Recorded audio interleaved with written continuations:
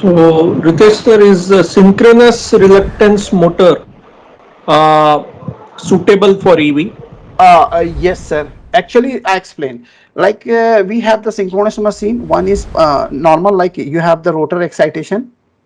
Okay, rotor excitation externally DC supply you give and convert that rotor into an electromagnet.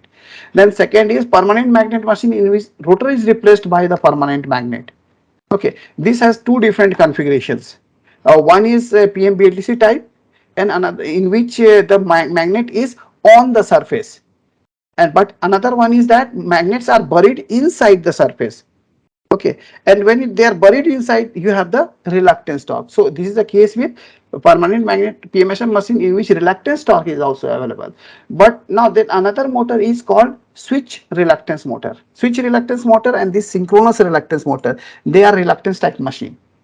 Okay, synchronous machine. So their structure is this synchronous reluctance motor is different than switch reluctance motor. So yes, this switch reluctance motor is going to be a near future, because in this case if you see that it has a very wide speed torque characteristic in the constant power zone. One problem with this is that it does not have any back EMF.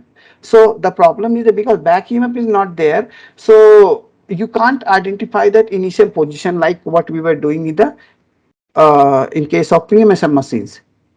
One issue is that. Second thing is that the back EMF is not there, so starting torque is also not like that. So there's a scope of improving that starting torque, like it is done with permanent magnet assisted synchronous reluctance motor.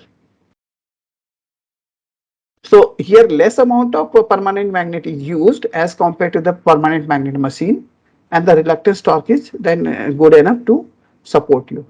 So some work are also going on, like here also in our lab we have done some work with the synchronous reluctance motor. So I don't know much design, but we try to learn this machine design with this synchronous reluctance. So now we are planning to work on power electronics part of this, power electronics and drive. But this is the future.